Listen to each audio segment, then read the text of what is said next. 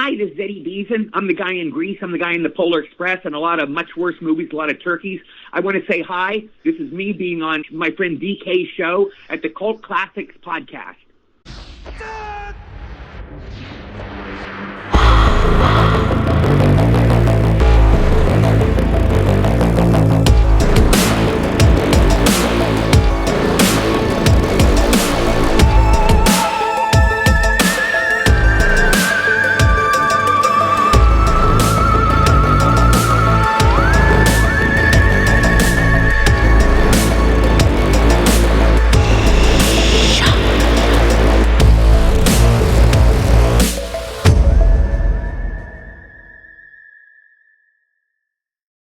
Hello there, cultists. We have another special treat for you today. Today I'm going to be talking to a legend who has appeared in such movies as Grease, WarGames, 1941, Critters 2 and The Polar Express.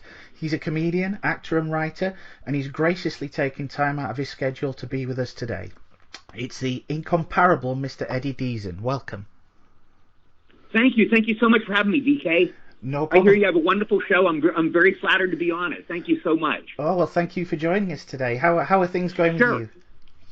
Very good. I was at the movies today. I finally saw Deadpool versus Wolverine, and nobody told me, DK, they have a tribute to Grease in it. I was surprised. I was watching the movie, and it's a good movie. It's very funny, but then they played a song from Grease in it. I can't believe nobody told me. I have all these Facebook friends, and I'm sure some must have seen it. I can't believe nobody told me. But that flipped me out, so I love that. That was my favorite part of the movie. But it's a very, very funny movie. Ryan Reynolds is so talented, so funny. The jokes come so fast and furious, some went over my head, but it was a clever and original movie, and that's what you want. It was a very unique, original movie, and I loved it. I really enjoyed it. Oh, fantastic! So you're having a good day, yeah? Yes, I'm having a great day. Oh, great. Well, if it's okay, I'll get right down to the questions, and we'll see. Yes, sir. Sure. Yeah. Okay. The first one. How did the whole journey begin for you? How did you break into acting? Well, okay, I wanted to be a comedian. I wanted to get into showbiz very bad. So I grew up in Cumberland, Maryland, LaVale, Maryland, a little suburb in Cumberland, Maryland. It's in Western Maryland. And I literally graduated high school. I left for Hollywood the next day. I was on the plane the next day. That's how bad I wanted to get out of there. Whoa. And I got into L.A. I got on an well, here's what happened. I started at the Comedy Store. DK, I don't know if you know the Comedy Store. It's where, yeah. Jimmy Walker started there. Robin Williams was there. Gabe Kaplan back in the day, Freddie Prinze, he's long gone, but he was a comedian there. A lot of comedians got their start there. So I was there 3 times. I realized stand-up wasn't for me. I always had a hard time memorizing lines, so I knew I couldn't be a stand-up comic. And I didn't enjoy it that much. Then I got on a show. I don't know if you know this, DK. I was on a show called The Gong Show. Do you know that show? Oh, I've heard of it. Being over in Europe, I've not actually seen it. The Gong Show is like a talent show. Yeah, it was a talent show, and if they don't like it, there was a big Chinese gong there, a giant gong, like about 8 feet in circumference. And if they didn't like it, they'd come and gong you. They hit a big gong. So I was doing my routine, and I hit the gong, and they gonged me. A singer named Paul Williams gonged me, and I was taken off. But I made like $150. It was a great day, and that was my TV debut. Then about a couple months later, I got a Grease. It took me 2 years, but I lucked out. I got Grease. So Grease was the turning point. I got into this legendary movie. Most people's first movie is a turkey. You usually start out and your first movie is going to be a B movie or, who's going to put you in a big movie? If you're green, you've never done a film. But I was green. It was my first movie, and they put me in, the biggest musical of all time, maybe after The Wizard of Oz, So they put me in Grease, and I got into this legendary film, and it's a classic. So I totally lucked out. Yeah. Yeah, I was gonna say. I mean, it was your first big role was Eugene in Grease, and it was such. That was my right. Yeah, I wouldn't necessarily. You're too kind. I would say it wasn't necessarily a big role, but I get hit in the face with a pie, and I walk down the stairs, and the T-birds mess with me, and you'll see me jumping around the dance scene, and then at the end I wave goodbye to John and Olivia when they fly off in the car. When we did when we did the Polar Express, I was talking to Tom Hanks about it, and we were talking about Grease. And that was his favorite part. That was the part he singled out. He goes, we were talking about Grease. He goes, oh, I love Grease. He goes, I love when John and Olivia fly off and you guys all wave to him. It's like, that whole movie, and that's what he singled out. He liked the part where we waved to him at the end in the car. How easy or difficult was that shoot? I mean, if it was your first role, it must have been a little daunting. No, DK, it was the reverse. It was a joy. That's one of the questions I get asked most by everybody. They go, what was it like filming Grease? What was it like? It was like, DK, imagine the greatest party you've ever been to. Remember the greatest party of your life, the most fun party. Everybody was nice, pretty girls, great food, just the greatest, most fun blowout party of your life. Imagine that party, going to that party every day for 2 months. That's what it was like. Every day was a party. Everybody on the set was wonderful. The cast was wonderful. I loved our director, Randall Kleiser. The dancers were wonderful. John was the nicest guy in the world. Olivia was sweet. It was a joy. It was a joy every day. And, I'm having a ball, and they're paying me for this. I got scale. Scale, I think DK was like $450 at the time. $450 a week, which was, not that much nowadays. But at that time, I thought I was Ross Perot. I thought I was Rockefeller, $450, wow, and I'm getting paid to go in and have fun every day. So that was a joy.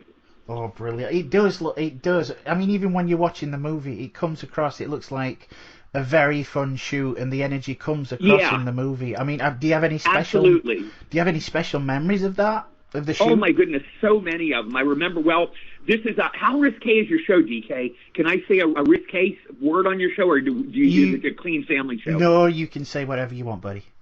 Okay, the first time I talked to John Travolta, this is the first time I encountered John Travolta. I swear to God, I'm on the set, and we were talking. I had never heard the expression hard on. I had never heard what hard on. When I grew up in Maryland, we called them boners.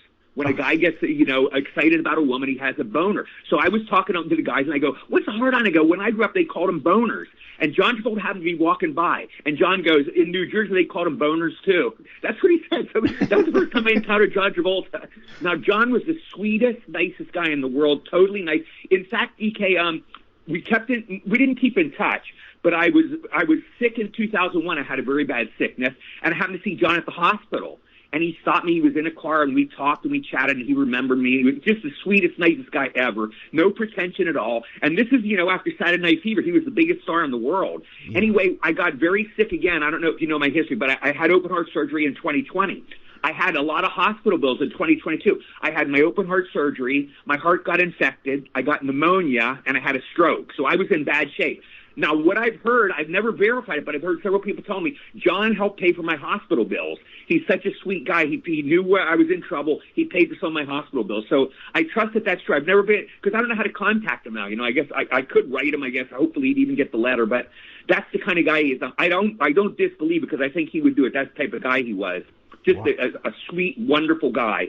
Yeah. Wow, I didn't know that. He sounds like a real stand-up guy. Now Olivia I only talked to one day. One day I was on the Paramount lot, DK. I'm walking. I was there. Olivia was there, and there were two other guys. We were just goofing on the lot. And it was the only time I talked to her during the shoot.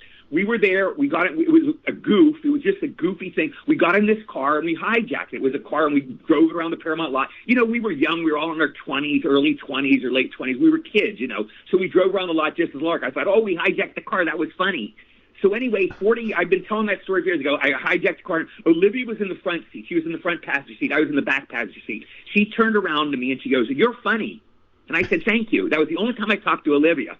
But anyway, DK, I've been telling the story for 45 years. And I was telling it to my manager, Steve. I go, I hijacked the car with Olivia Newton-John. We rode around the Paramount lot. I never figured out, but we just must have got the keys and we hijacked. He goes, "What color was the car?" I go, "It was a red car." He goes, "Idiot, don't you realize that was Grease Lightning? That was the Grease Lightning car. You probably got in the Grease Lightning car and you were driving around the Grease Lightning car." And I go, "Yeah, that would explain why they had the keys and why, because Olivia's nice. I don't think she's the type to hijack a car." So we rode around the lot in Grease Lightning, and that was the only time I talked to Olivia. But that was a beautiful, wonderful memory I have of her. She was so lovely. And when she came out, DK, in the carnival scene, she comes out in that black tight skirt, that black tight pant and the outfit. The dancers, showbiz, DK. The dancers, almost all of them were gay. They were lovely, wonderful guys, but, they're mostly gay. They were dancers. And even they flipped. Every man on the set, our jaws dropped. It's like, I don't care if you're gay, straight. She was so beautiful, so gorgeous, such a knockout. We all just were mesmerized, and she just looked so beautiful in that outfit. And, Yeah, it is still a standout scene when she turns up in those black pants. Exactly, when she turns up in that, and John has the nerdy sweater. John looks like the nerd. It was kind of a nice switch, and that's the number I heard in Deadpool today. I saw Deadpool, and they're playing that number, so of course the memories came flooding back into my head. When you auditioned for it, did you Yes. have to do any singing for the role?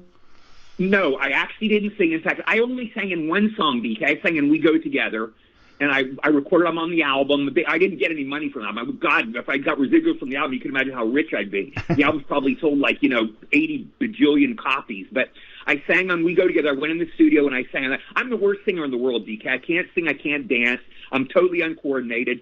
But here's what happened to the audition. I went into the audition. Randall Kleiser was there, our director.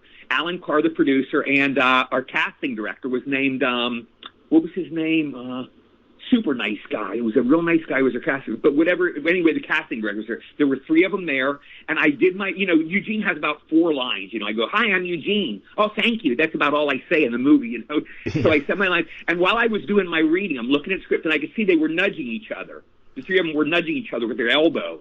So I could see that, and as an actor, they're nudging each other. That shows they're interested. So I thought that was a good sign.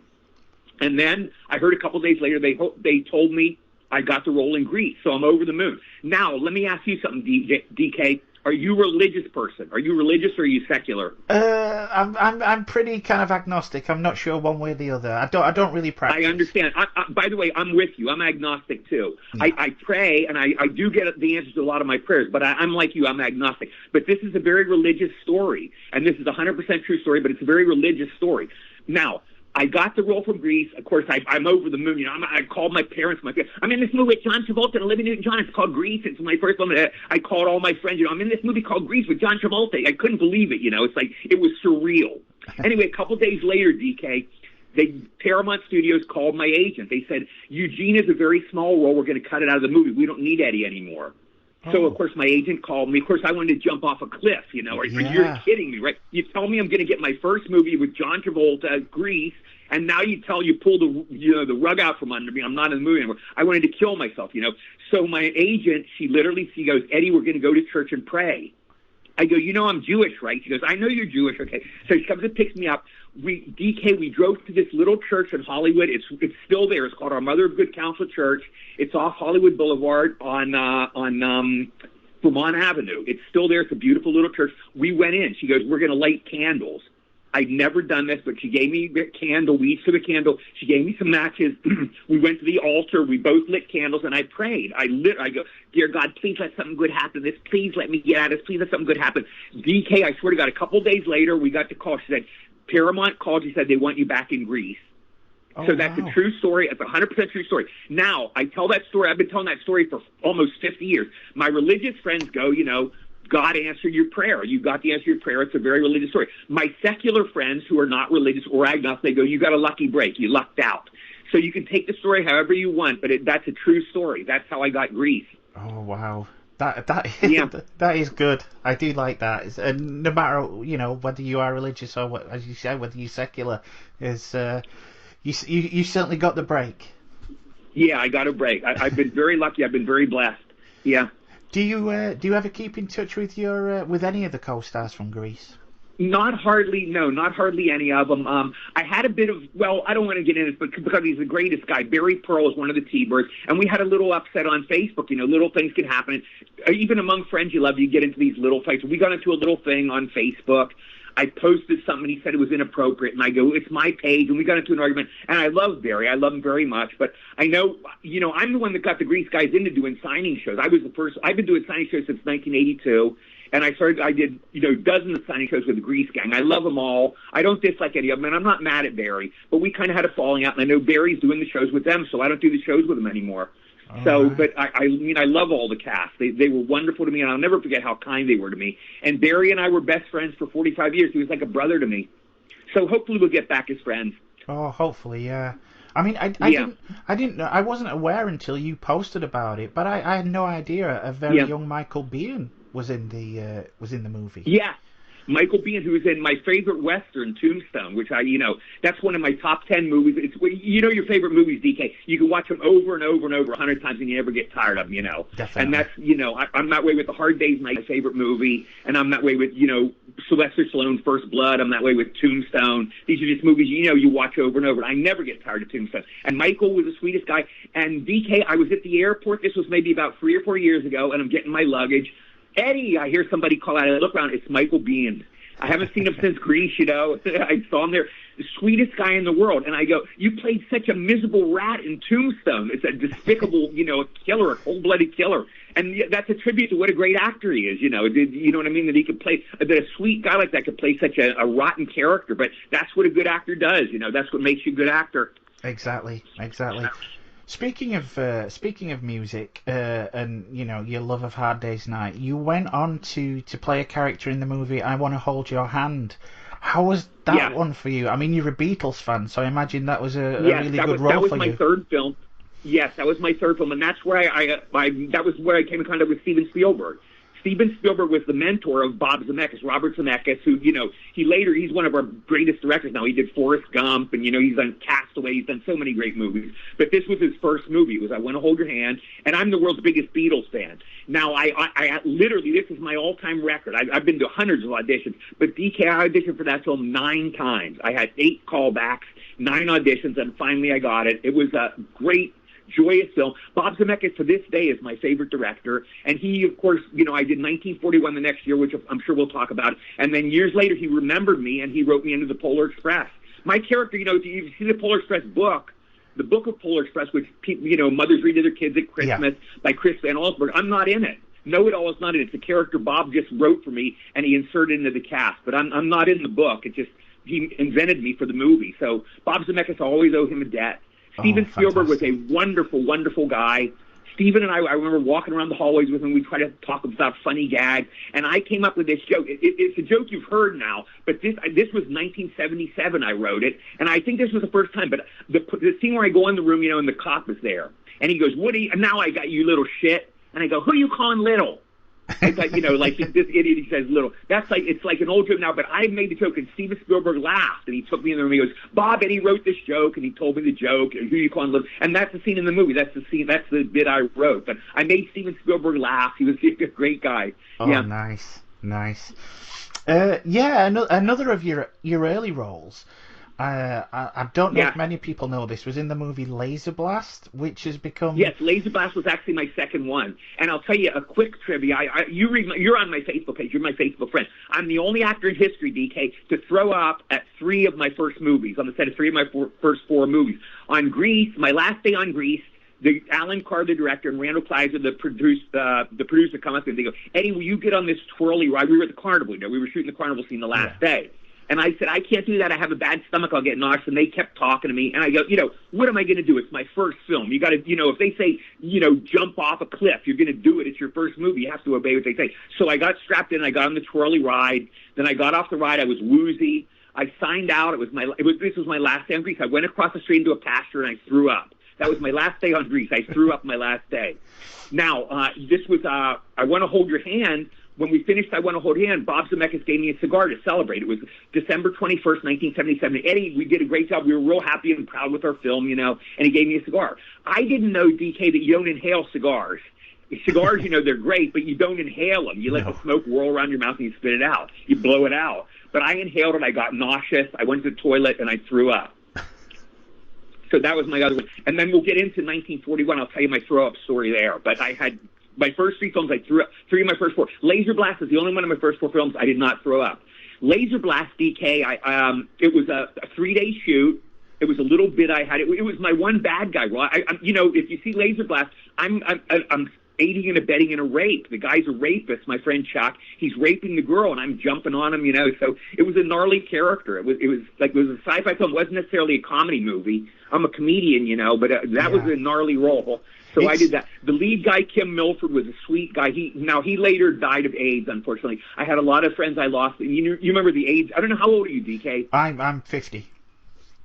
Okay, I don't know if you remember the AIDS era, but I AIDS do, was before COVID, that was the most horrible, epidemic, and I lost a lot of good friends. But Kim Milford was the lead guy, and we lost him to AIDS. He was, it was sad. Craterface, Dennis C. Stewart, the guy in Grease. Craterface, the villain guy who fights John Travolta, he died of AIDS too. He was the first of the Rydell kids that died, but I lost him to AIDS too, and he was a wonderful guy. Oh, it took a lot of good people, that epidemic. Yeah, it did, absolutely. Yeah. Just like COVID, the same thing, took a lot of good people. exactly. Laser Blast it's become something of a cult movie itself over the years. They even riffed it on Mystery Yeah, Science Theater. Mystery Science Theater is better. I like the Mystery Science Theater much better than the movie. The Mystery Science Theater version is hilarious. I love that. Yeah, have you got any kind of new fans approaching you since they riffed it?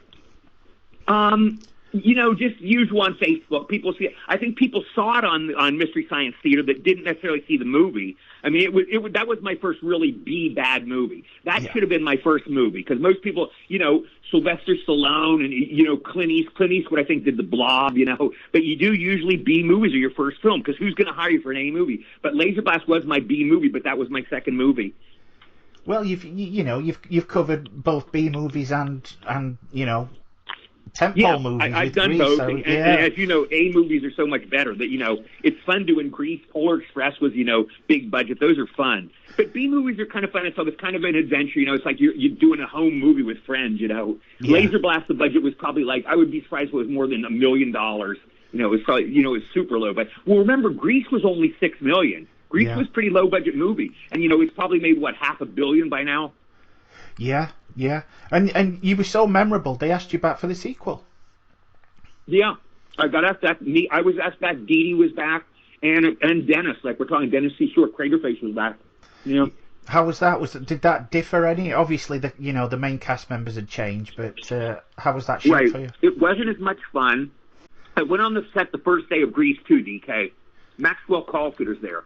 Sweetest guy in the world. He is the sweetest, nice guy in the world. Eddie, would you like to come into my dressing room? We go into his room. He serves me tea and cookies. So we're having tea and cookies at a proper British. I'm thinking to myself, this movie is going to bomb so bad. I'm thinking, this guy is going to replace... I mean, he was the greatest guy in the world. And by the way, I've seen him in TV shows. He's a very fine actor, Maxwell Caulfield. It's just the script. I go, they're replacing John Travolta with this genteel Britisher with tea and cookies. Just people, girls want to see Danny Zuko. That's what they go to. That's why Grease was a hit for a lot of reasons, but the main reason was John Travolta. Yeah. John's dynamism, and I knew it was going to bomb. Michelle Pfeiffer, I saw on the set one day. She was Marilyn Monroe, drop dead beautiful. It was like seeing a young Marilyn Monroe. She was that gorgeous. So I looked at her. I was in a trance, I walked up to her. I go, "You're beautiful." And she goes, "Thank you." That was the only time I ever talked to her during the whole shoot. Oh, wow. Yeah, she was just absolutely drop dead gorgeous. Got to be one of the most beautiful women I've ever seen in my life. Well, shortly after, you were cast in Spielberg's 1941, which... 1941, John Belushi, yeah. Yeah, I mean, it had a huge ensemble cast. I don't think I'm out of line to say this. There were a lot of legends in that. How was that one for you? That was so much fun to shoot. I loved... Oh, yeah, and I'll tell you my throw-up story. This was my fourth of the four movies. I was on the Ferris... as you know, DK, you've seen it. I spent the whole movie pretty much on the Ferris wheel with my dummy. So Steven was whipping us around on the Ferris wheel real fast one day. And I felt nauseous. I called down, "Steven." I go down. I go, "I feel nauseous. I feel sick." He goes, "Go in my dressing room and lie down." So Steven's lovely assistant was this beautiful girl. She took me in. I laid me down on Steven Spielberg's cot. So I'm laying there on Steven Spielberg's cot. I started to feel real nauseous. I crawled on my hands and knees to the bathroom. I threw up in his toilet. And I thought to myself, I just threw up in Steven Spielberg's toilet. I go, what an honor. I said, this is one of the highlights of my career. I threw up in Steven Spielberg's toilet. But I threw up in Steven's toilet. That was my sick day. John Belushi was the greatest, nicest guy in the world. He was just a lovely guy. The last time I saw him, BK, we filmed in the movie. By the way, he was a total pro. You hear these stories, he was a drug-crazy idiot, lunatic, ripping up the stage and all that. He was a total pro there. I remember he was always on time for what I saw. I wasn't, I've never been into the drug scene, so I didn't see that side of it. There were probably people giving him drugs, who knows. But he was totally straight and a total professional when I was there with him. Anyway, I saw him years later, DK. I had an audition, and I had a really bad audition. So I went out. I was really depressed. This is like maybe, I'd say maybe 2 years after 1941. Because remember, John didn't live that long after. John died in 1982. 1941 came out at the end of 1979, so he didn't live that much longer, which is so sad. But this is maybe a year later. I had a bad audition. I went out. I was real depressed. So who walks by John Belushi? I happened to run into him, in Hollywood. You bump into these people, Yeah. So I bumped into him. He goes, "What's the matter?" "Hi, Eddie, what's the matter?" I go, "I just had this audition. These people hated me. I did terrible, and they hated me." And he goes, "They're assholes." And he walked off. That was the last time I saw John Belushi. He just said, the last thing I heard him say was, they're assholes. And he just walked off. That was John. He was a character. Legend. Absolutely. Oh, and my great lunch. DK, I got to tell you my greatest lunch. One day I'm on the set of 1941. Steven Spielberg walks up and he goes, hey, Eddie, you want to have some lunch with us? Sure. I'll have lunch with Steven Spielberg. Sure. So we go into the commissary at MGM. It's me, Steven Spielberg's at the head of the table. I'm there. To my right is Dan Aykroyd and John Belushi. So that's 4 of us. I'm having lunch with Spielberg, John Belushi, and Dan Aykroyd. I couldn't talk. I was so overwhelmed. DK, I was a 22-year-old kid. I was just barely out of high school. So I couldn't talk the whole lunch. I had my lunch. They were laughing and talking. And finally we got the bill. The bill came. I realized I didn't have any money on me. But luckily, Steven picked up the tab. He goes, this is on me. So Steven picked up the tab, and I didn't get embarrassed. But that was the coolest lunch of my life, even though I was so overwhelmed I couldn't talk. I would imagine that when, if someone gets to have lunch with you, they feel a similar kind of vibe, Well, you're very kind. Thank you. Somehow I think Spielberg could have that. Steven Spielberg is bigger than any actor, and he's probably the biggest name in showbiz. He's kind of like Elvis now. If there was Elvis, he's as big as Steven Spielberg. That's true. His resume is pretty impressive. Yeah. What a genius. What a talent. And he was the nicest, sweetest guy in the world. Again, the biggest stars I've met, no pretension, DK. They were all totally nice. They weren't, you see movies and you see movie stars and you'll see the characters, they're always like prima donnas, fetch me this, get me my slippers, blah, blah, and, they're like ordering people out. The biggest stars I've met have all been the sweetest, nicest, most regular guys, no pretension. So that's just a total, the Hollywood prima donnas, the big stars, they're not like that at all. The jerks, the assholes I've met have all been like the small time, the small potatoes people, Yeah. They're like small time people you've never heard of and they never worked again. And luckily they're in the minority. I'd say in all my career and all the years I've worked, I'd say 97% of people have been wonderful, nice, and there have been, 1 or 2 or 3 assholes, that's all. Yeah, well, that's good. It's a good streak to have. I mean, looking around at your fellow cast members on that film, did as you said, it's Dan Aykroyd, John Belushi, there was John Candy, there's Lorraine Gary, John Candy, who I love, You're on Robert Stack. DK, John Candy was a lovely guy, sweetest guy in the world. Now, I saw him after 1941 again. I happened to bump into him in Hollywood. I was walking on Hollywood Boulevard. He was there with his manager.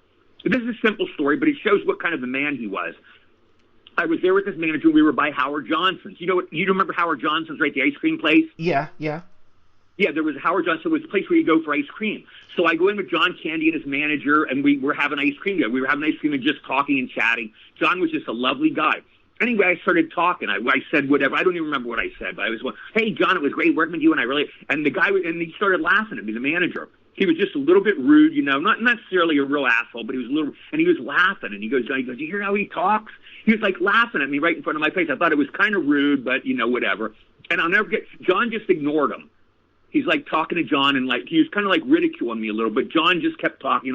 I remember just what a gentleman John was. If you can envision the story, and I just saw what a gentleman and what a kind man John Candy didn't have it in his heart to laugh at anybody. He would never do something like that. The manager didn't quite have John's class. He was kind of like laughing at me. It wasn't a real mean laugh, but he was like kind of making fun of me. He goes, listen to him talk. He was going, which I want as a comedian, but you don't like to be ridiculed. You like to be laughed with, or laughed at.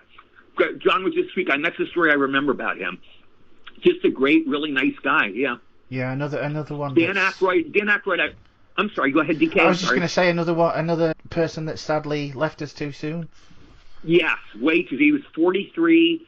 Huge loss. He was just the nicest, sweetest guy ever. He was like John Travolta sweet, Tom Hanks sweet. These are the sweetest, nicest guys in the world, and he was totally that way. Dan Aykroyd, I didn't talk to a lot. Dan Aykroyd, I remember he was very into UFOs, and we were talking on something, and I clearly remember he goes, "They're out there, Eddie." He goes, "They're out there." He was like, it's like it's like you saying telephone poles. There's a telephone pole out there, or there's a bird flying in the sky. It was like he was just saying it mattered. He goes, "Oh, they're out there, Eddie. Believe me." He's 100% certain there are UFOs. He's that sure. And he also loved badges. He would bring badges in, and he showed me some of his badges. He was very into collecting badges, and he loved UFOs. That's what I remember. And I remember what a nice guy he was, too. He was just a great guy, highly intelligent guy, yeah. Yeah. going into 1941, it didn't quite Mm-hmm. live up to expectation at the box office. I Yes. mean, some said it Yeah. was too unrestrained, others said it was unpatriotic. However, Yeah. it's gained a really passionate cult following over the years. I consider it Absolutely. personally, Yes. Yeah. it's one of My my favorite tragedy with that was. all-time movies. Oh, thank you, DK. You're very kind. It's grown to me. When I saw it, I went to the premiere and I was disheartened. I walked out of the premiere and I think I cried. I was really sad because I thought I had such high hopes. You know, how often do you get into Steven Spielberg's film? You know, so I'm in a Spielberg film. I'm 22, and I saw it, and the reviews came out, and I was so depressed. It got savage. You know, now it did ultimately make money. It didn't bomb. It marginally made money. It wasn't a big hit, but it made money. And you're right. It has a good following nowadays. People look at it in a different light now, I think. It's kind of an uneven film, you know. It's not smooth, you know. Jaws is like, if you watch Jaws, one of my favorite movies, it's like a perfect movie all the way through. It's totally polished. Everything's perfect. 41 is kind of disjointed. It's kind of choppy, you know, cutting thing to thing. So, and there's one scene, I don't know if you noticed, but I get asked about this all the time. There's one scene I'm on the Ferris wheel with my dummy. I'm on like the right side, and then there's another cut take where I'm on the other side. They cut to the next scene, I'm on the other side. People ask me, it was just bad editing. Just editing, maybe. There's a scene in it, DK, where I go, you know, Murray's like scared of heights. Murray's scared up there, and I'm on the, and I'm like this idiot. I'm not even thinking, and I go, hey, let me look over here, and I'm climbing over Murray, and he's real scared, you know, and I'm going, hey, let me, and you know, the joke was this guy's terrified, and this idiot's climbing over him. Yeah. They cut that out for some reason. They edited that out, so that's why I was on the other side. I did climb over, but for some reason they didn't include the scene where he climbed over him, so it just looked like Eddie and the dummy are there, Murray's on the side, and then wait, Murray's on the other side, and Eddie's on the other side. Why is that? It's like, you know, how did the editor ever miss that? Yeah, it does come across as bad continuity. I kind of figured that that's what might have happened, but without the scene, it makes it hard to know. But I've got to say, every time I watch it, it never fails to make me laugh. Now, good. Okay. Well, I'm glad to hear that. I'm glad you enjoy it, DK. Oh, I love it. Looking back, do you feel the criticism, especially the thing about it being unpatriotic, was justified? And how do you feel on it getting that second life with fans these days? Well, of course, I'm glad it has a second life. You know, it's like anybody. You want people to like. I want people to like my films. You know, that's what I don't want them to dislike anybody. You know, a carpenter or an artist. You know, carpenter. I want people to like my handiwork. You know, whatever. A teacher. I want the students to like me. You know, everybody wants to be admired. Admiration is the name of the game. You know, that's why we're all playing it. We all want to be admired by women, by friends, by our audiences, but admiration is the name of the game, and especially an actor. You know our egos, DK. That's why we got into the business. We want people to like us. That's why actors get in the business. We like performing. We want people to appreciate it. So I'm glad it has a second life. My tragedy, DK. Here's the tragedy.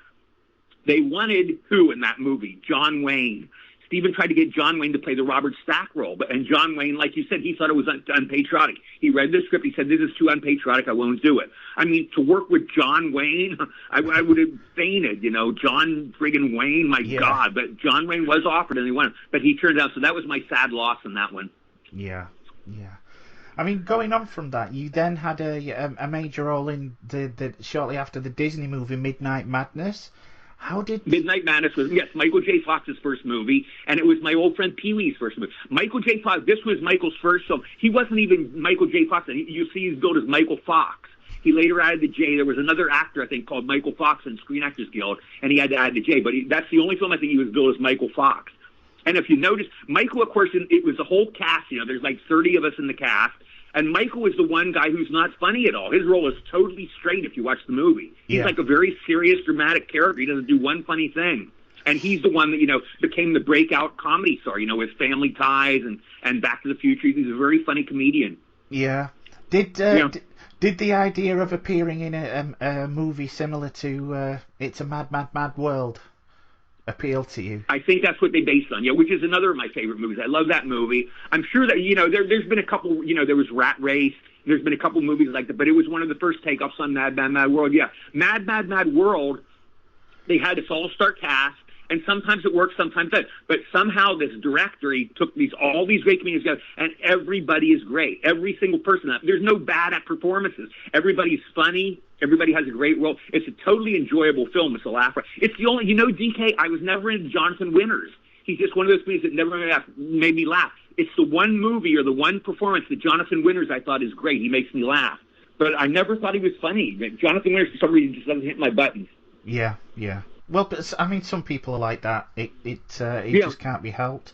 I mean, speaking of that, you strike me as easily able to make friends. In that movie, with it being kind of like a madcap comedy, did you find that a fun one as a group? No, this is the truth.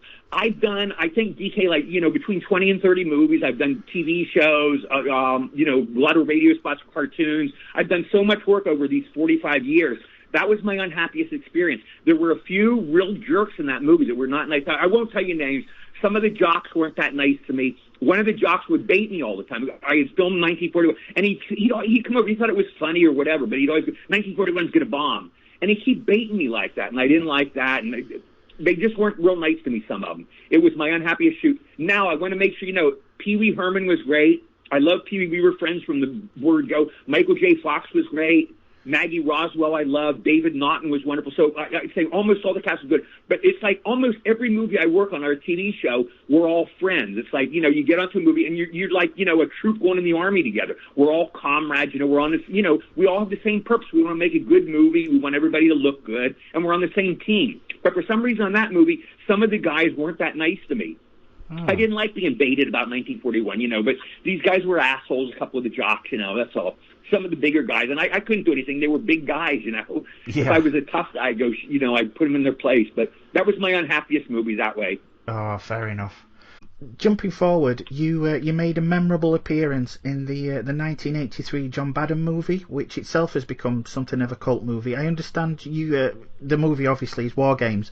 I understand that you didn't work with Badham himself on that one, though. Is that correct? Yes, that is correct. I work with Marty Brast, who the next year did Beverly Hills Cop, so he got out of it good. But the studio, I think it was MGM, they didn't like his dailies. They looked at Marty's dailies, and he directed me in my scene, and they didn't like his dailies. He had 12 days, and they fired him. And they brought in John Badham. John Badham looked at all the dailies, and mine was the only scene he liked, the scene I'm in with Matthew and my partner, Maury Chaikin, where he calls me Mr. Potato Head. That was the only scene he liked. So it's the only scene in the movie not directed by John Badham, and I never met John Badham to this day. Oh, wow. I mean, do you know if the movie, did you get a script? Do you know if the movie changed significantly from the one you signed on to do, or was it pretty much as is? I don't remember the whole script. I just remember my scene. I didn't read the whole script. I got a script. I think we later sold it in a show or whatever, but all I remember is my scene. I didn't read the script, so I don't know. I'm not even sure what scenes, what scenes did John redirect that Marty did. I don't know. I don't know what his 12 days of work were. Oh, yeah. Okay. Again, you mentioned Maury, but you work with some standout names in there. Matthew Broderick, Ali Sheedy, as you said, Maury. Do you have any fond memories from that shoot? Well, the tragedy, I'll go into the fond memories, but just the tragedy real quick, you said I worked with some great people. They wanted for Falcon, in that movie, they wanted John Lennon. They wanted to hire John was the original idea, and then of course the tragedy happened. So it was the other guy was great, whatever that man's name was, he was very good. But can you imagine being in a film with John Lennon? I would have paid them, But yes, that was just a pipe dream that never happened. I've had a lot of close calls like that too, that just miss working with him. But the fond memory is Matthew Broderick was the sweetest guy ever. I rode to the set with him in the morning.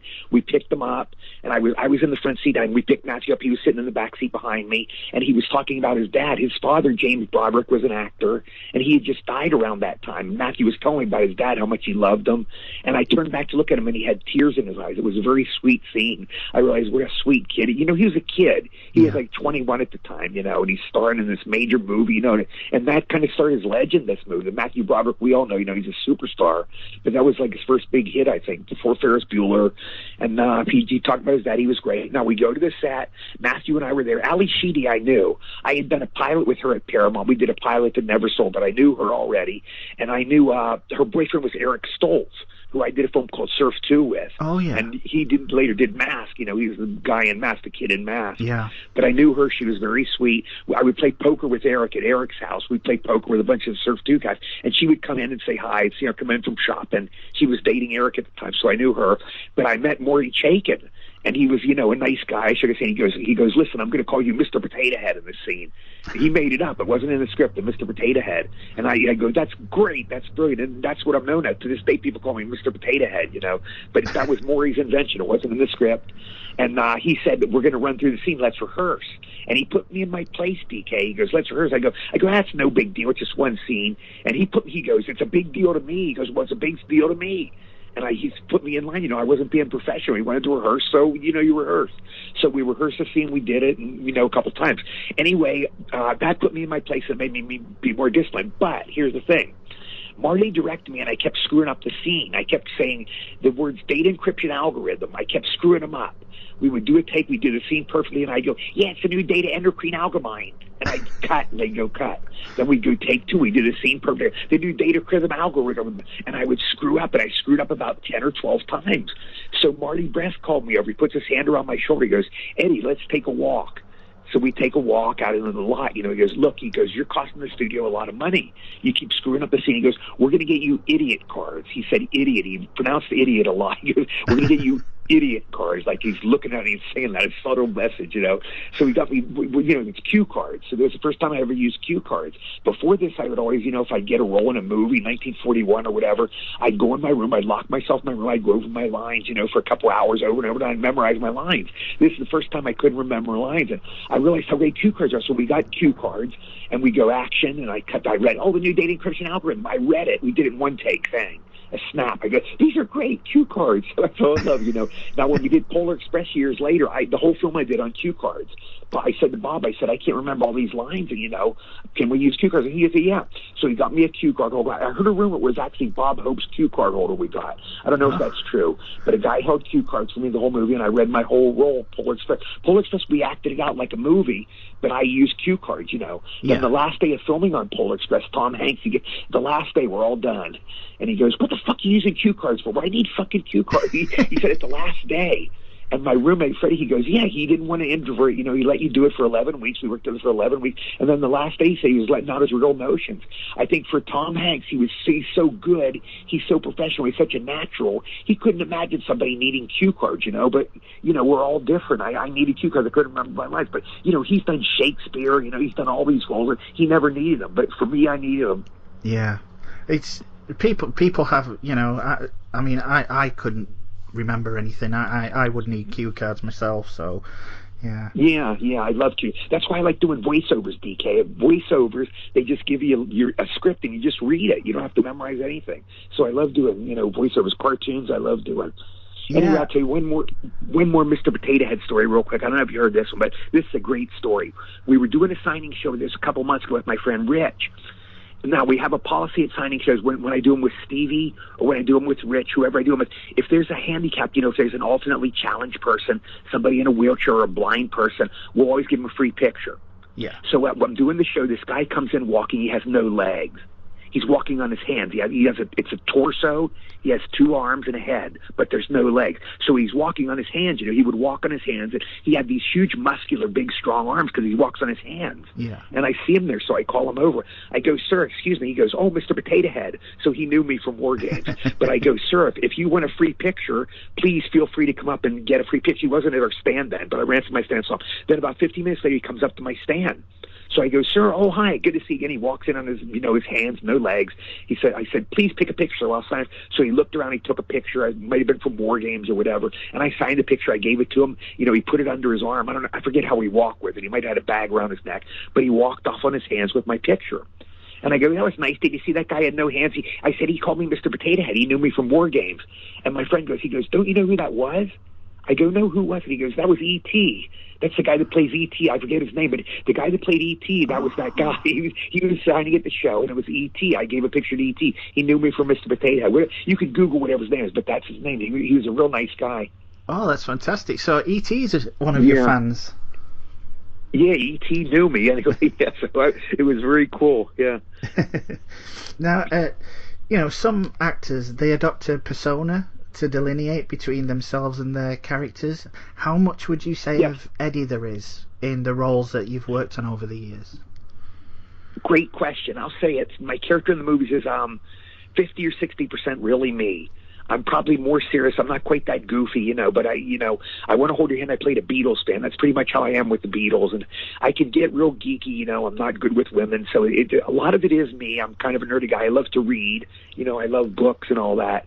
But, he might be a little more aggressive than me. I based a lot of my character on Daffy Duck. He was my hero. And I'm not quite that aggressive in real life. So I'd say 60% me, 40% is fictional. Oh, fantastic. Yeah, I noticed that you like to read a lot. You must have a huge library. Yes, well, not anymore the library so much. I've read thousands and thousands of books, but I was in L.A. 41 years, and remember, I left L.A., so I didn't bring all my books with me. So I used to have a room that, you're right, it was like a library. I had hundreds and hundreds of books, but then I left L.A., I'd already read them, so there was no real reason to keep them. I think I donated them all to a library. I donated to the library, I remember, and they said, we don't take donations. I'm thinking, are you serious? I want to give you these great books, these Beatles books. You don't want them, So I think what I did is I went outside, I just left them at the library. I think they must have got them. But is that the stupidest thing you ever heard? A library that won't take donations? They're free books. They were in good condition, So yeah, it was stupid. I don't know why they had it, but I left them at the library. Hopefully they got them. Oh, hope so. Maybe someone... Yeah, in my room now... I have maybe like 50 books in my room now, if that. Do you sell them as you read them, or have you got back into collecting? No, I pretty much have these. The ones out here I have. I mean, if somebody wanted them, I'd probably just give them to them. But I have, a lot I've read. I'm reading a Woody Allen book now, and I have a few in store. There's a Shemp book here, a Jerry Lewis book. Several Beatles books I have. Yeah. Yeah.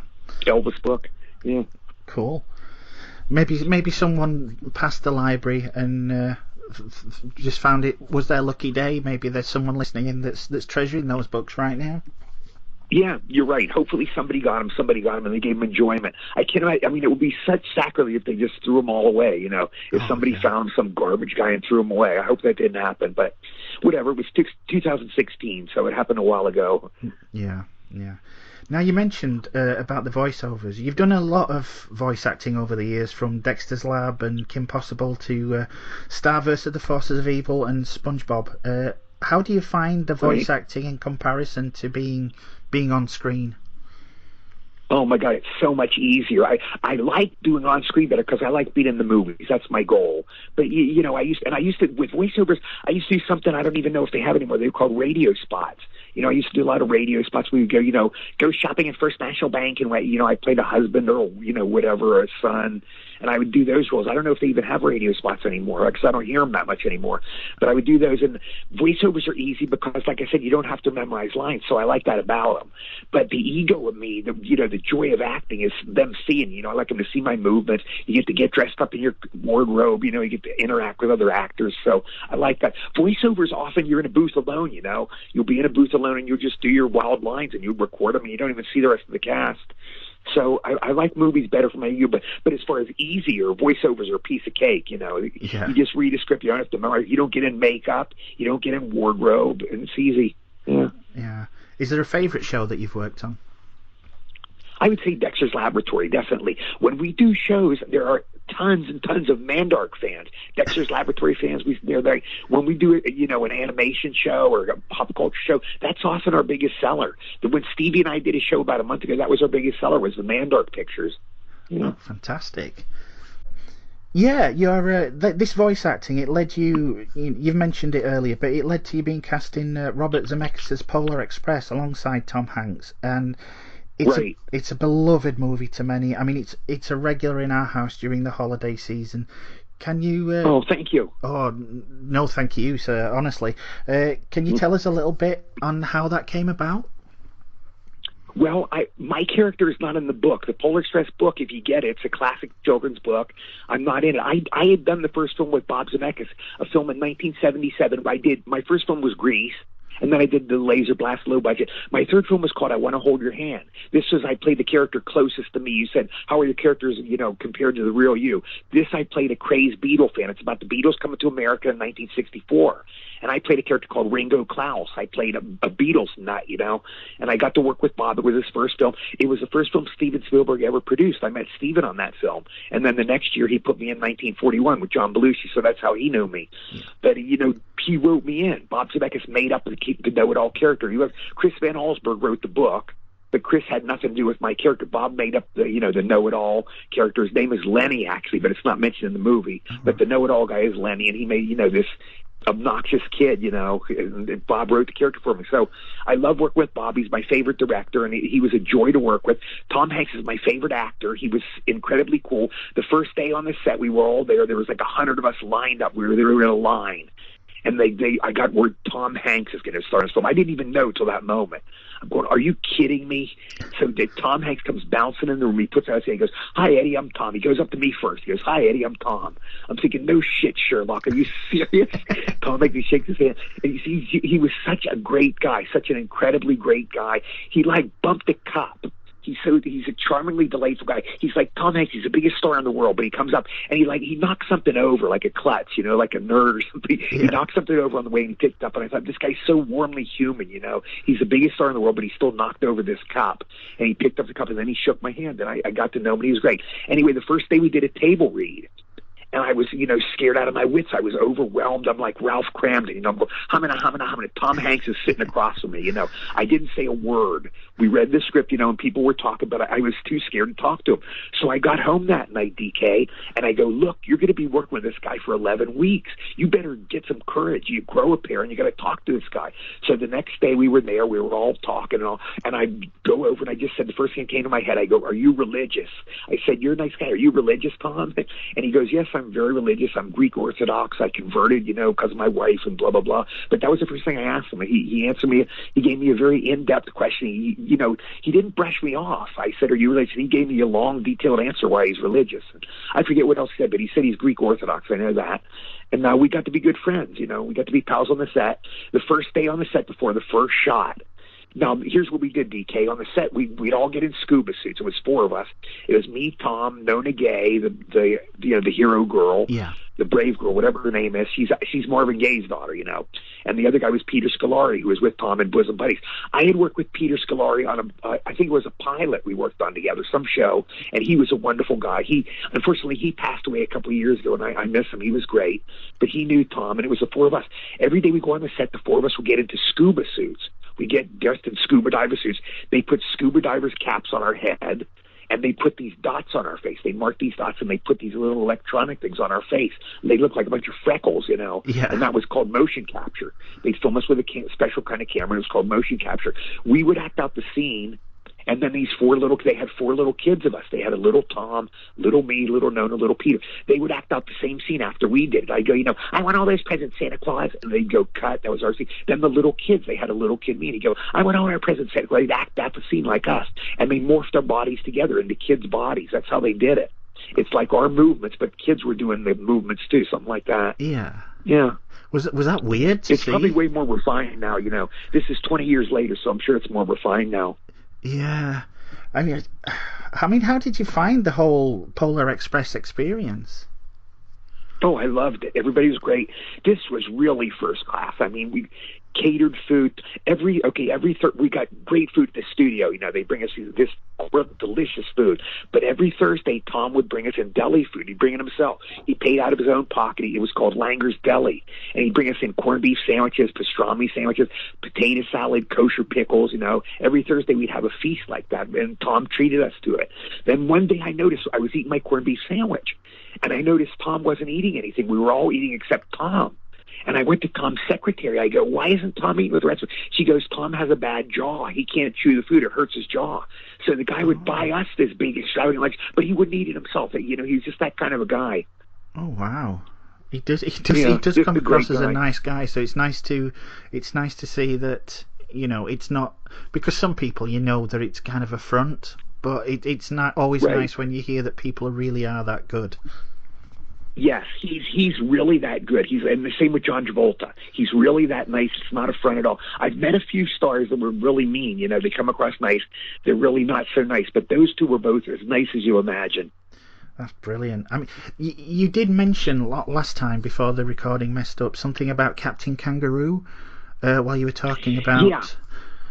Are you all Britain? You've lived in Britain your whole life, or what? I have, yes. So I don't know Captain Kangaroo, but I know of it.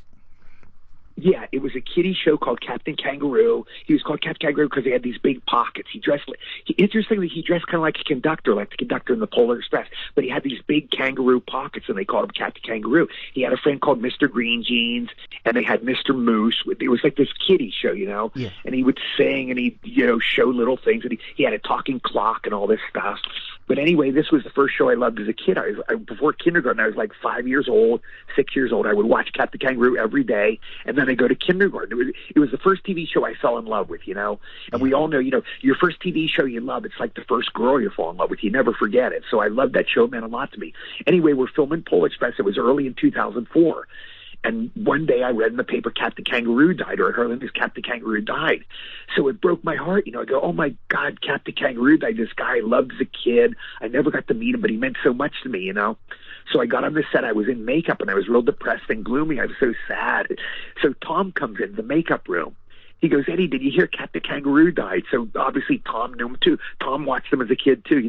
This was a big thing in America. We loved Captain Kangaroo. It wasn't as big as the Beatles in Britain, but we loved Captain Kangaroo in America. Yeah. I don't know if you had a comparable show to that in England, a kiddie show, but we loved it. And Tom and I shared our memories. We said how we loved Captain Kangaroo, how we'd watch him every day. You have breakfast, you eat your cereal, and you watch Captain Kangaroo. And we talked. And I felt kind of sad, even though talking to Tom helped. So anyway, they were done my makeup. I left the room. It was a real sunny day. I walked out of the room. I'm outside, and I hear this guy behind me. Somebody's walking behind me. I looked around. I'm looking into the bright sun, and it was Tom Hanks. Tom and I are in our scuba suits. We're both in scuba suits with scuba hats on our head, and we have these dots on our face. So I see Tom Hanks there. Tom is a big guy. He's like about 6'2", 6'1", 6'2". I'm about 5'9" or 5'10", so he's bigger than me. So I was looking up at him. I'm looking at this figure up in the sun, and spontaneously he sings me the Captain Kangaroo song. Now, you can go to YouTube when you hear it. It's called the Captain Kangaroo song, and you hear him sing the song. It's the stupidest. It's a stupid kiddie song. It goes, I'm Captain Kangaroo. Oh, no, you know what it was, DK? It's called the Tom Terrific song. That was a cartoon on Captain Kangaroo. It's called the Tom Terrific song. He was like a little cartoon, and they would play the cartoon on the show. So Tom sang me the song. He goes, I'm Tom Terrific, and this is my dog, Mighty Dog. And he sang me the entire song, DK. Word for word, verse for verse, the entire song. I just sat there. I wanted to cry. It was so beautiful. Yeah. Looking up into the sun, he's singing me this song from my childhood. I haven't heard the song in like 40 years, and he's singing it to me. Then he just stands there. He didn't say a word. He just stood there. It was surreal. And I just said what was in my heart. I go, you know what? You're a great guy. I go, you're a great guy. And DK, he just walked off. He didn't say a word. He just walked off like the Lone Ranger, And I wanted to cry. It was the most beautiful moment of my life. So that was the day Tom serenaded me. Anyway, we did the Polar Express. When we finished it, he goes, Eddie, I hear you're a baseball fan. I go, yeah. He goes, you want to come to a Dodger game with me? So he took me to a Dodger game. We went to 3 Dodger games together. And I don't know if you read my post today, but about the national anthem, the Star Spangled Banner. Yes, I did. But we would sing the national anthem. It was Tom, me, and about 10 other people. We sat in his box seats, and they played the national anthem before the game. So I would sit by Tom, and we sang the national anthem together, and that was a real thrill. And then the 7th inning, they played "Take Me Out to the Ball Game." They played it at American Ball Game, and we sang "Take Me Out to the Ball Game" together. So I got to sing with Tom too. That was fun. Oh, fantastic! I mean, you have worked with a lot of kind of big names, but without putting anybody else down, because who's been your absolute favorite to work alongside? Is there anybody that stands out? Oh God, well, I love Tom, I love John Travolta. They would be my 2 favorites. Steven Spielberg I worked with as a director. He was a wonderful, kind man, super nice guy, wonderful, a truly kind man. He was a really kind man. Yeah. Oh, fantastic. I mean, further to that, you always seem to find time for your fans. I mean, together with what you post on, Facebook, on social media, you yourself genuinely come across as an optimistic soul. And what gives you that view in life? I do believe in karma. I do. Steve and I always, when Steve and I do shows, we want to make as much money as we can, but we always go, you want to make the customers happy. We want them to always leave our table happy. And I like to make my friends happy. I love my Facebook friends, I went through that rough spell, in 2022 where I was put on a lot of meds. I had my heart surgery and I was put on a lot of meds. And I did some terrible things because I was on these meds. They turn you into Mr. Hyde, Yeah. So I came back to Facebook after that, and all my friends pretty much took me back, with the exception of one guy, one mean guy, but everybody else accepted me. And I owe my friends a lot. Facebook means a lot to me because I was always a compulsive writer, DK. I can't stop writing jokes. I like to write gags and stories, and I love to read, and I love trivia. So I would always write stuff.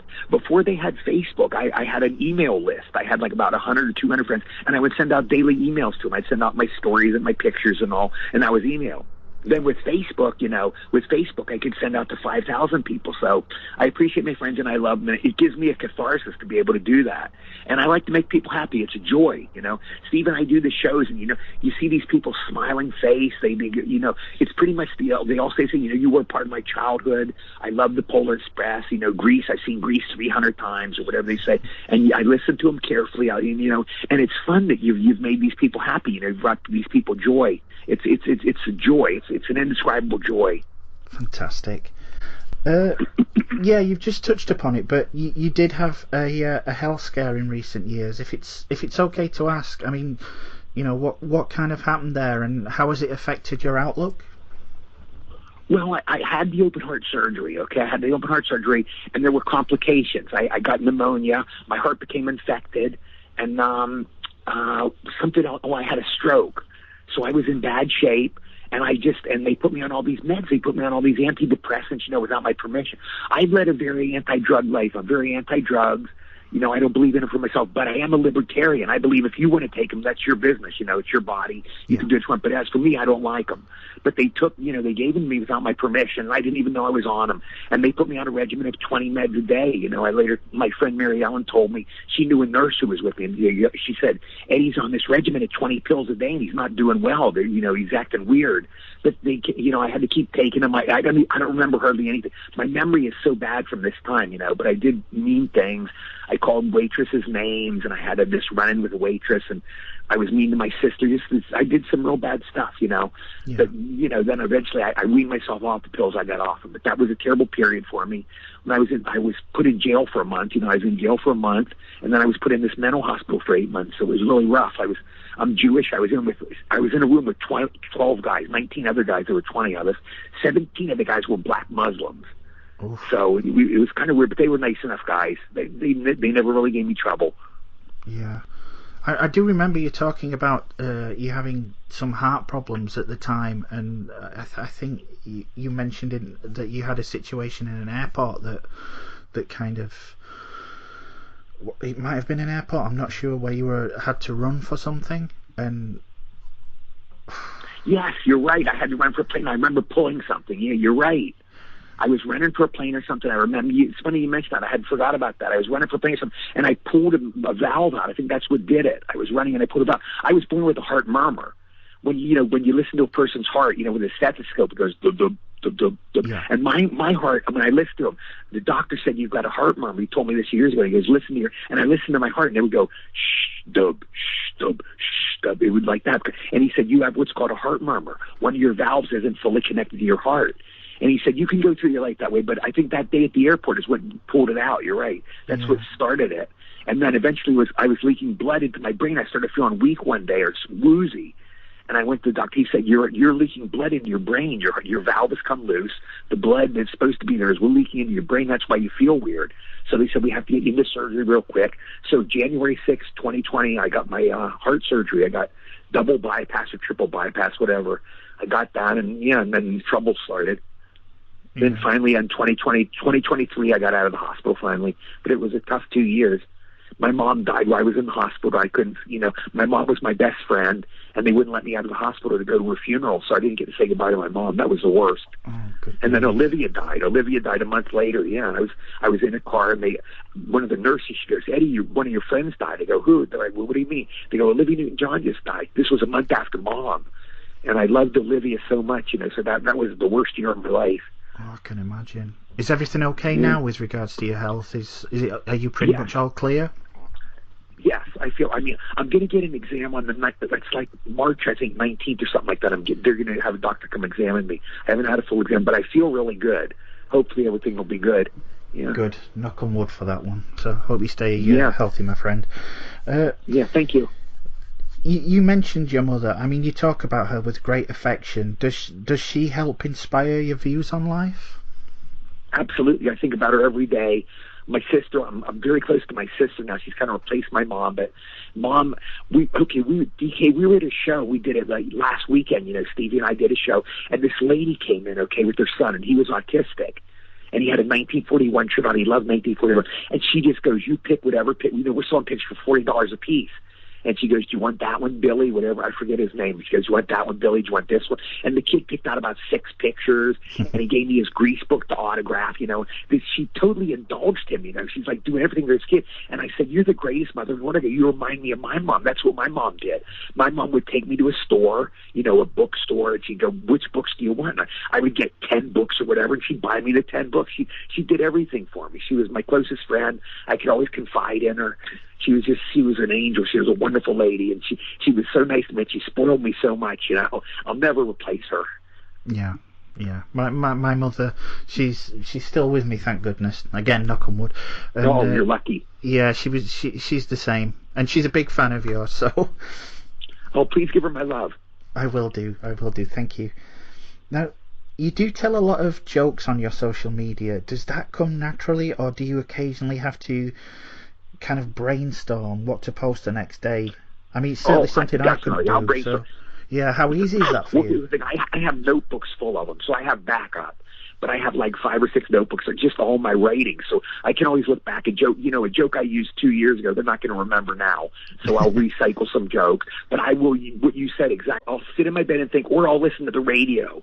I listen to music all the time. I like oldies, and I'll hear a song, Elvis or Diana Ross or Carole King, and I'll hear a lyric, and I'll go, okay, let me make a pun on that, and I'll go down the alphabet of the pun, whatever it is, I hear a symphony, I'll go, I dear a symphony, I beer a symphony, or I don't wait till a pun happens, and I'll go, okay, I'll do that. Then what would fit that pun? What profession? And I'll manufacture the joke like that. I do that a lot because there's so many songs, so I'll do a lot of plays like that, or a catchphrase from a movie, like that, Yeah. Grease is the word. I'll say, what would be Grease is the bird, or whatever, or Crease is the word, or something like that. Yeah. Do you consider it work?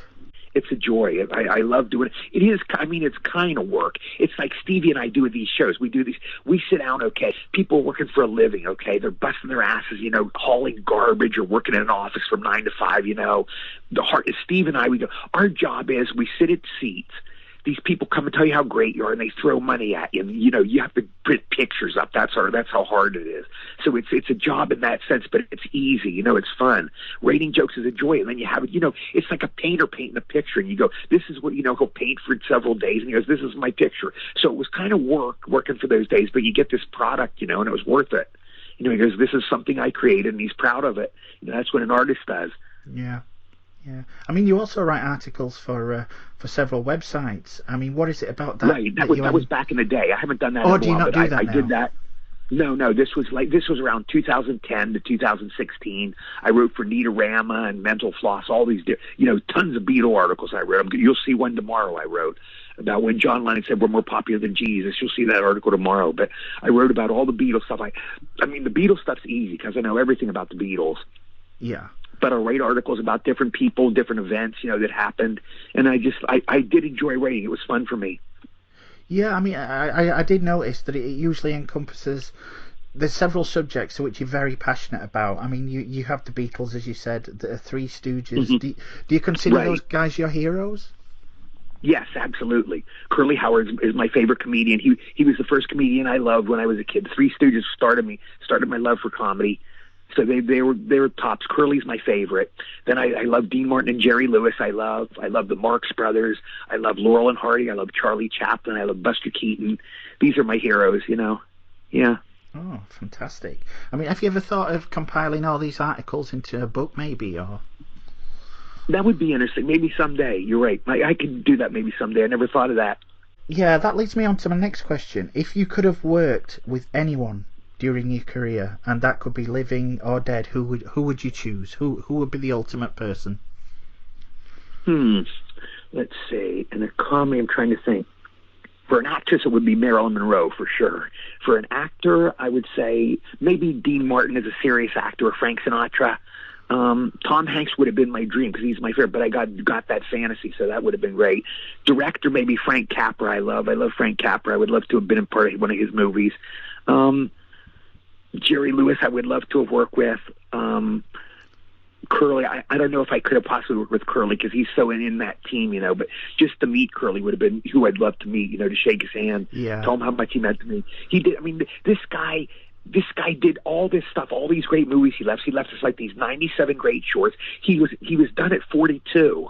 He had his stroke when he was 42. So he left this legacy of all these things. When he was 42, he was retired. But he was like the youngest guy ever, So he did all this brain stuff. And I always go, he was the greatest comedian. He was as good physically as Charlie Chaplin and Buster Keaton. If you look at him, he had the physical moves of them. Plus, he was a funny verbal comedian, which Charlie Chaplin and Buster Keaton weren't. So I consider him the greatest comedian of all time. Fantastic.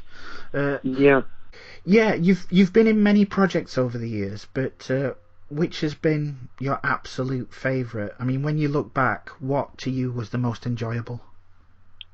The two I always say are like the bookends. Grease was my first film, and I think I had the most fun doing that.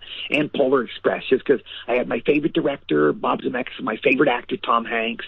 And another thing is I'm Jewish, but I always love Christmas. I'm a Christmas nut. And it was always on my bucket list. I wanted to do a Christmas movie. So I got to do that. So I got 3 things on my bucket list with Polar Express. So those were my 2 favorites, Grease and Polar Express. Oh, fantastic. Well, as I say, it's become, Polar Express has become a classic in its own right. I mean, millions of people love that thing. And as I say, we watch it every Christmas, but I know of a cinema where I used to live in the UK, and every year they have a showing of the Polar Express, and they invite people to come along in their PJs, and they serve hot chocolate. Very cool.